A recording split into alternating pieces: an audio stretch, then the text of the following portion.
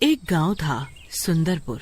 उस गांव में एक बूढ़ी औरत सावित्री अकेली रहती थी। उसका अपना कोई नहीं था। सावित्री जिस झोपड़ी में रहती थी, उस झोपड़ी के पीछे एक आम का पेड़ भी था, जिस पर बहुत सारे आम लदे हुए थे, पीले पीले रसीले। सावित्री पूरा दिन उसी पेड़ के नीचे बैठी रहती थी, उन्हें निहारती रहती थी। अगर पल भर भी मैं तुम्हें ना देखूं, तो मुझे चैन नहीं मिलता। जी करता है कि पूरे दिन तुम्हें ऐसे ही निहारती रहूं। ये बीच में कम वक्त रात क्यों आ जाती है? उस वक्त ही मुझे तुमसे अलग होना पड़ता है बस। तभी रामलाल अपनी साइकिल पर कहीं जा रहा होता है। सावित्री को आमों से बात करते देख वो अपनी साइकिल रोककर पूछने लगता है, काकी, ओ काकी, ये क्या पूरे दिन आमों से ही बात करती रहती हो? इन्हें जरा ऊपर पेड़ से नीचे उतारो, खुद भी खाओ और हमें भी खिलाओ। कभी नहीं। तुम्हें पता नहीं कि ये मेरे बच्चे हैं। मैं अपने बच्चों को मार कर कैसे खा सकती हूँ? और हाँ, अगर तुमने इन्हें छूने की भी कोशिश की, तो मैं तुम्हारे ये हाथ तुम्हारे शरीर से अलग कर दूंगी, समझे? जाओ यहाँ से, आइंदा मेरे खेतों के आसपास भी दिखाई मत देना। इतना बोलकर रामलाल अपनी साइकिल पर बैठकर वहाँ से चला जाता है। सावित्री को भी पूरा दिन हो जाता है। आमों से बात करते करते अब रात हो चुकी थी। सावित्री अपनी झोपड़ी की खिड़की खोलकर लेट जाती है। तभी अचानक सावित्री की आंख लग जाती है, उसे नींद आ जाती है। सुबह उठते ही सावित्री अपने आमों के पेड़ों को पानी देने जाती है। तभी उसकी नजर आमों पर जाती है। ये क्या है? ये क्या? ये आम आज कम क्यों दिख रहे हैं? कल तो वो भी आम थे, पर आज वो जगह खाली है। इसका मतलब रात को कोई आया और मेरे आम चोरी करके ले गया। आम कम होने की वजह से सावित्री रोने लगती है। तभी वहाँ कुछ बच्चे खेलते हुए आ जाते हैं। काकी, बहुत भूख लगी है, क्या एक आम दोगी? एक मुझे भी, बस एक बार हाँ बोल दो आम देने के लिए, फिर हम खुद ही पेड़ पर चढ़कर आम तोड़ लेंगे। खबरदार, अगर किसी ने भी इन आमों को हाथ लगाया, आम क्या, इस पेड़ के आसपास भी मत आना, वरना अच्छा नहीं होगा। अरे काकी, 2 ही आम तो मांगे हैं, दे दो ना। अगर तुम आम नहीं दोगी तो हम किसी दिन इन आमों को चुरा लेंगे। चुराने की बात सुनते ही सावित्री को बहुत गुस्सा आता है। वो पत्थर उठाती है। दोनों फौरन वहाँ से भाग जाते हैं। सावित्री बहुत परेशान थी, सोचते हुए आगे चली जा रही थी। तभी वो एक बड़े पत्थर से टकराकर नीचे गिर जाती है। सिर पर चोट आने की वजह से सावित्री की वहीं मौत हो जाती है और वो मरते ही एक चुड़ैल बन जाती है। मैं मर गई। मैं कैसे मर सकती हूँ? नहीं, ये नहीं हो सकता। अब मेरे आम, मेरे बच्चे मेरे बिना कैसे रहेंगे? अगर किसी को पता चला कि मैं मर गई हूँ, तो वो मेरे सभी आम तोड़कर ले जाएंगे। पर मैं ऐसा कभी नहीं होने दूंगी। मैं मर गई तो क्या हुआ? अब मैं चुड़ैल हूँ। चुड़ैल बनकर भी मैं अपने आमों की रक्षा कर सकती हूँ। अब से मैं हमेशा इसी पेड़ पर रहूंगी।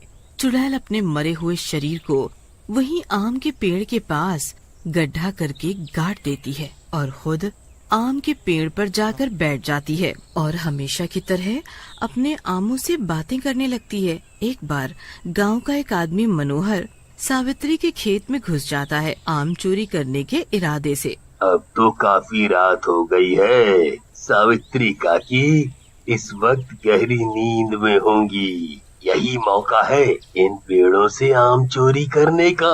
कितने मोटे मोटे और रसीले हैं। डबल दाम में बेचूंगा इन्हें तो मैं। हाँ, इससे पहले कि काकी उठे, मैं पेड़ पर चढ़कर कुछ आम तोड़ लेता हूँ। अभी सारे आम नहीं तोड़ूंगा, कल के लिए भी तो कुछ छोड़ दूं। उधर पेड़ पर बैठी चुड़ैल सब देख रही थी। जैसे ही मनोहर आम के पेड़ पर चढ़ता है, चुड़ैल उसका गला पकड़ लेती है। तेरी इतनी हिम्मत, इतनी रात को तू मेरे आम चोरी करने आया है? हाँ, मुझे तो लगता है पहले वाले आम भी तूने ही चोरी किए होंगे। एक तो चोरी, ऊपर से सीना चोरी। मुझे बता रहा है ये किसके आम है? तुझे पता नहीं चोरी करना कितनी बुरी बात होती है। इसका अंजाम तुझे भुगतना होगा। चुड़ैल बिना देरी किए मनोहर के दोनों हाथ तोड़ देती है और उन्हें उसी आम के पेड़ पर सबसे ऊपर लटका देती है। मनोहर बेहोश होकर वहीं पेड़ से नीचे गिर जाता है। जब सुबह होती है तो गांव के कुछ लोगों की नजर उस पर पड़ती है।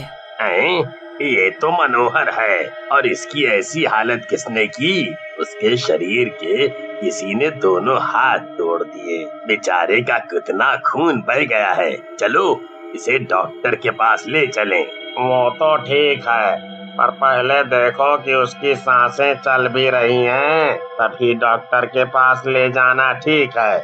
और उसके टूटे हुए दोनों हाथ कहाँ हैं? आसपास तो कहीं नहीं दिख रहे। हमें इसकी जानकारी इसके घर वालों को भी देनी चाहिए। कुछ लोग मनोहर को उठाकर डॉक्टर के पास ले जाते हैं और कुछ लगे थे उसके हाथों को ढूंढने। हरकेश सावित्री के घर जाता है पता करने। चुड़ैल पेड़ पर बैठी हुई मुस्कुरा रही थी। जाओ जाओ जाओ जाओ जाओ, पर मैं तुम्हें वहाँ नहीं मिलूंगी क्योंकि मैं तो यहाँ हूँ। तुम लोगों को इस आदमी के हाथ कभी नहीं मिलेंगे, क्योंकि वो हाथ मैंने आम की जगह टांग दिए हैं। जिस टहनी से मेरे आम टूटे, उसी टहनी पर आम की जगह हाथ होंगे।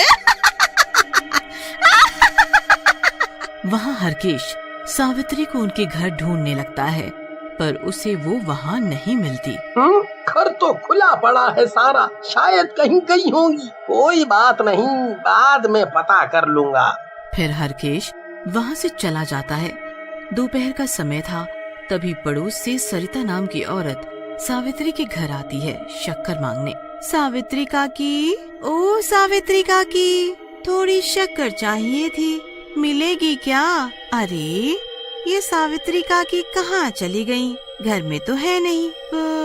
वापस चला जाए, और क्या, जब आएंगी तब ले जाऊंगी। तभी उसकी नजर बाहर आम के पेड़ पर टंगे आमों पर जाती है। अरे वाह, आम, वो भी कितने मोटे मोटे और पीले पीले। मैं सोच रही हूँ काकी तो है नहीं, क्यों न चुपके से इन आमों को चुरा लो। अगर एक दो हम कम भी हो गए तो क्या फर्क पड़ेगा, काकी थोड़ी ना इन्हें रोज रोज गिनती होंगी। सविता आम के पेड़ के पास जाती है और पत्थर उठाकर आमों पर मारने लगती है। तभी एक आम नीचे गिरने लगता है। सविता की हिम्मत कैसे हुई मेरे आम को चुराने की? अभी बताती हूँ इसे। ये कौन बोला? ओए तू होती कौन है मुझे रोकने वाली? ये मेरी काकी के आम है, वो मुझे कभी मना नहीं करती किसी भी चीज के लिए। आम लेकर जा रही हूँ। चुड़ैल फौरन पेड़ से उतरकर सावित्री की चोटी पकड़ लेती है। ये तो चुड़ैल थी, मैं चुड़ैल से बहस कर रही थी। अब नहीं करूँगी, मुझे माफ कर दो और छोड़ दो। ये सभी आम तुम रख लो, पर मुझे जाने दो। ऐसे कैसे जाने दूं? आम चोरी किए हैं तुमने मेरे, इसकी सजा तो तुम्हें मिलकर रहेगी। चुड़ैल जैसी सविता के हाथ उखाड़ने वाली होती है, तभी पीछे से लोगों की भीड़ आ जाती है। छोड़ दो उसे काकी, एक आम चोरी करने की इतनी बड़ी सजा मत दो उसे। हम सब जानते हैं कि तुम्हारा बेटा मरा था, तो तुमने उसे वहाँ गाड़ दिया और उस जगह एक आम का पौधा लगाया। तुमने उस पौधे की बहुत सेवा की, दिन रात की। काकी, ऐसा नहीं होता। अगर तुम ऐसे ही लोगों के हाथ तोड़कर पेड़ पर टांगती रहोगी तो ये आम का पेड़ नहीं, कटे हाथों का पेड़ कहलाएगा। ऐसा करने से क्या तुम्हारे मरे हुए बेटे को शांति मिलेगी? उन सब की बातें सुन चुड़ैल की आंखें भर आती हैं। वो अपने किए पर बहुत पछता रही थी। जो मैंने किया वो बहुत गलत किया। मैं मर गई, शायद वो ही मेरे किए की सजा थी। आज के बाद इस पेड़ के सभी आम तुम सबके हुए। अब मैं कभी किसी को परेशान नहीं करूंगी। उसके बाद उस आम के पेड़ पर कभी चुड़ैल नहीं दिखाई दी।